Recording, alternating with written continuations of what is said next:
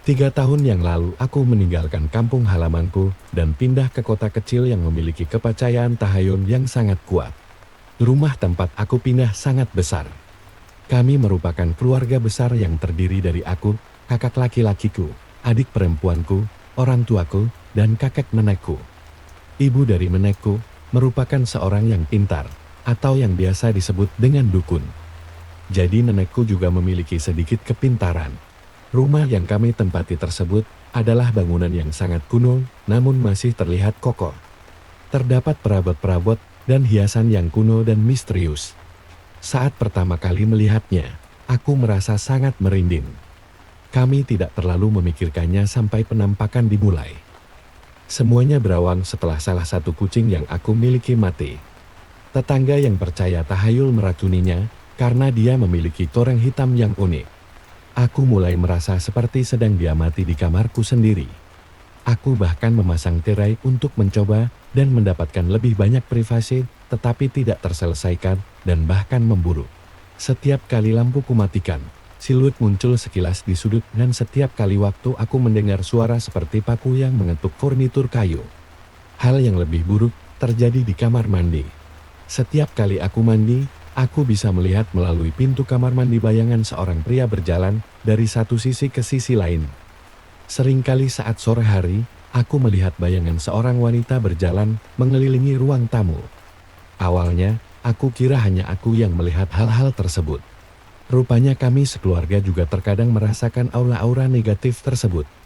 Kejadian ini tidak muncul setiap saat, namun bisa dikatakan cukup sering jika dibandingkan dengan rumah yang tanda kutip normal. Kakekku juga mulai bertingkah aneh. Ia terlihat sering lama menatap cermin di kamarnya. Terkadang ia tersenyum, terkadang ia terlihat seperti sedang memiliki pikiran yang kosong. Kami kemudian menemukan bahwa cermin kamar mandinya sangat terkutuk. Neneklah yang memberitahu hal itu. Nenek memperkirakan bahwa pernah terjadi hal buruk di rumah ini pada masa lalu. Bisa jadi pembunuhan satu keluarga, atau pernah dilakukan upacara terkutuk di rumah ini. Di kamar kakakku seorang wanita berpakaian pelayan muncul. Adikku bisa melihatnya dari cermin, dan sosok tersebut membangunkannya sangat pagi setiap hari. Kami mencoba untuk membersihkan rumah dari aura-aura negatif dan beberapa hantu itu menghilang, tetapi tidak semuanya. Pembersihan ini kami lakukan dengan bantuan nenek kami. Entah kenapa, aku selalu menjadi magnet hantu.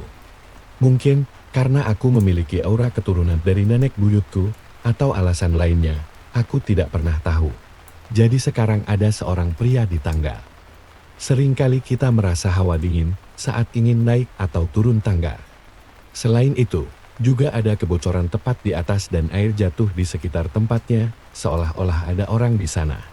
Beberapa malam kami mendengar suara seperti ada yang naik atau turun tangga. Awalnya aku kira kakak atau adikku yang mencari makanan karena lapar. Namun saat aku keluar kamar, ternyata tidak ada siapa-siapa di sana.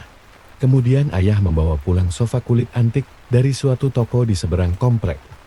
Kucingku yang satu lagi sering mendesis kepada sofa tersebut. Ayah meletakkannya tepat di depan TV.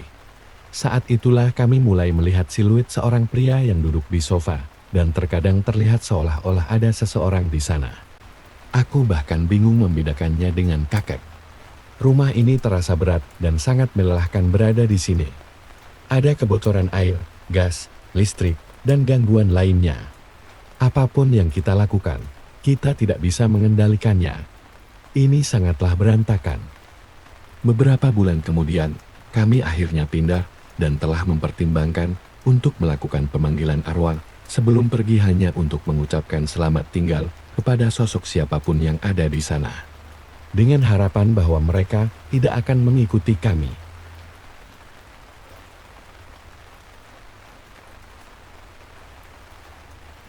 Aku adalah seorang yang baru saja lulus kuliah dan sedang mencari pekerjaan. Oleh karena itu, hari-hariku tidaklah sibuk dan aku membuang waktuku dengan berolahraga serta mereview ulang ilmu-ilmu yang kudapatkan selama kuliah. Pada suatu hari, aku ditawarin untuk menjaga anak dari pamanku yang masih berumur 1 tahun.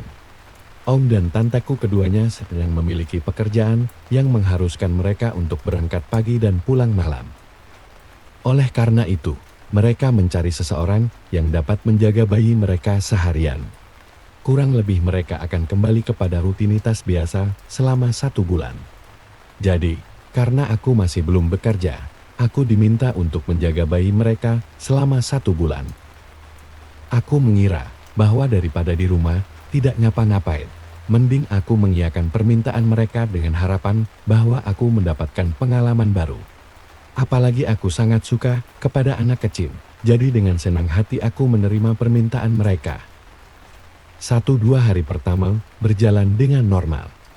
Di hari ketiga, mulai muncul suasana yang tidak mengenakan hati. Di sini aku mulai merasa bahwa rumah ini angker. Beberapa kali, aku mendengar suara langkah kaki di ruang tamu. Padahal di rumah ini, tidak ada siapapun selain aku dan si bayi. Selain itu aku juga sesekali mendengar suara tangisan bayi, yang awalnya aku kira si bayi menangis dan setelah aku mengeceknya ternyata si bayi sedang tertidur. Beberapa hari kemudian, aku juga sadar akan sesuatu. Si bayi selalu menangis setiap sore jam 3 tepat. Entah mengapa hal tersebut bisa terjadi. Si bayi juga terkadang tertawa sendiri. Padahal, tidak ada angin, tidak ada hujan. Meskipun aku bukanlah orang yang peduli dengan tahayul, namun pada kali ini aku cukup merasa ketakutan. Aku mengira bahwa ada sosok di rumah ini yang sedang bermain dengan si bayi. Aku belum memutuskan untuk menceritakannya kepada om dan tante karena aku takut dikira mengada-ada. Saat aku menceritakan cerita ini, hari sudah berjalan hampir sebulan. Hari-hari ini sering memberikanku rasa ketakutan dan kegelisahan.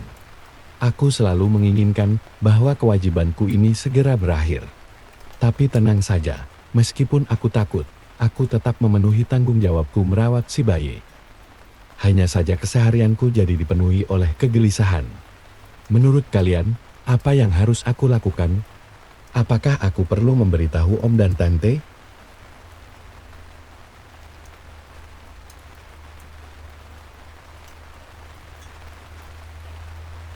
Aku tumbuh di sebuah rumah tua di bagian pinggiran kota besar.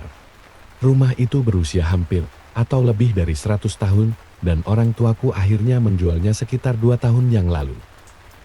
Sekadar pengantar, pengalaman ini terjadi pada aku sebagai remaja di tahun 2010-an. Ibuku adalah seorang Katolik taat, tidak pernah mempercayaiku atau saudaraku tentang pengalaman tidak mengenakan kami. Hingga akhirnya, dia juga merasakannya sendiri selama berminggu-minggu sebelum akhirnya ia memasarkan rumah kami. Hal ini adalah alasan yang mendorong mengapa orang tuaku memutuskan untuk menjual rumah, karena ibu ketakutan. Ibu ingin pergi bersamaku atau saudaraku, karena kami ada yang sedang kuliah atau bekerja. Rumah kami selalu sedikit menyeramkan.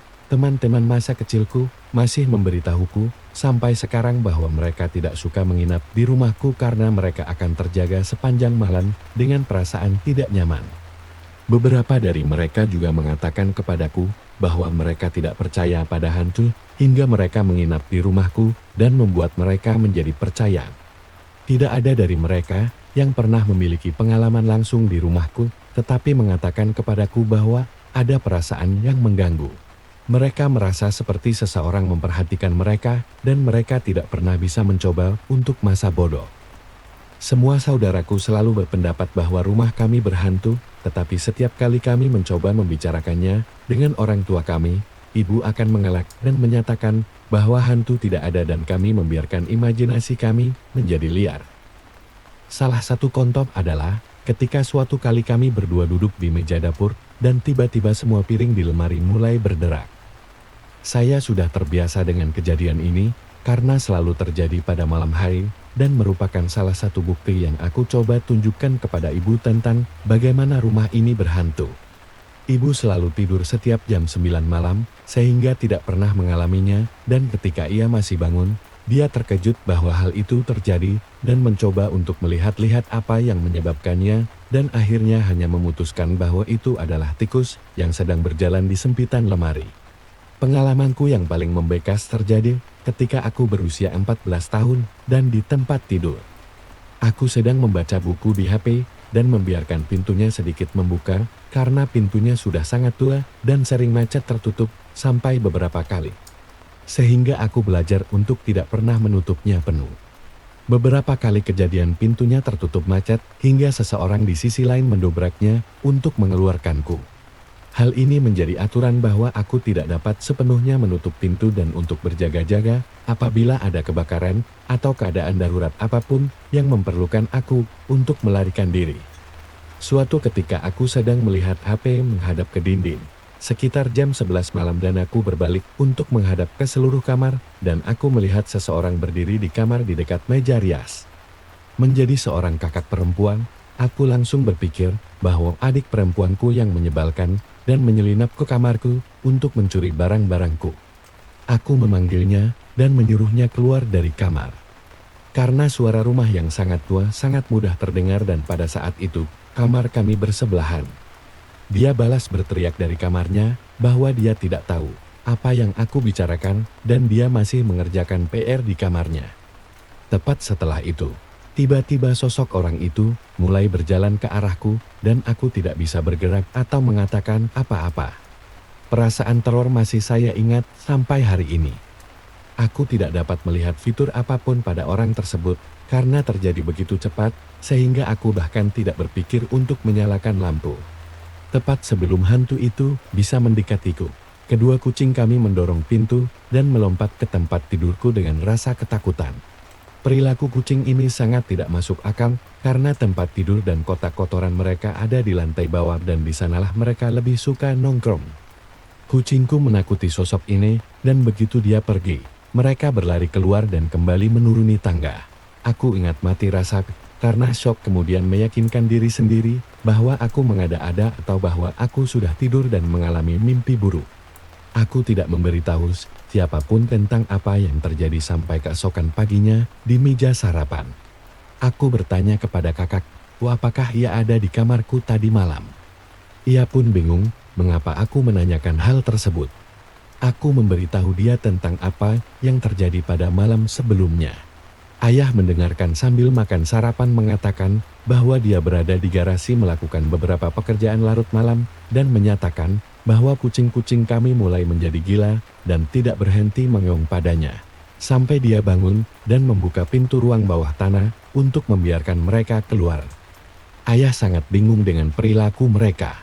Kami kemudian mengetahui tentang pemilik sebelumnya. Orang tuaku membeli rumah itu awalnya dari salah satu orang tua teman mereka yang telah tinggal di sana selama 50 tahun. Orang tuaku berbicara dengan teman mereka tentang pengalaman hantu dan dia langsung bercanda bahwa itu adalah nenek dan kakeknya yang menyapa. Rupanya ketika kakek nenek teman mereka mencapai usia yang lebih tua, orang tuanya memindahkan mereka ke rumah dan bertindak sebagai pengasuh mereka dan kamarku adalah kamar tempat mereka tinggal dan keduanya meninggal di rumah itu. Terima kasih sudah menonton.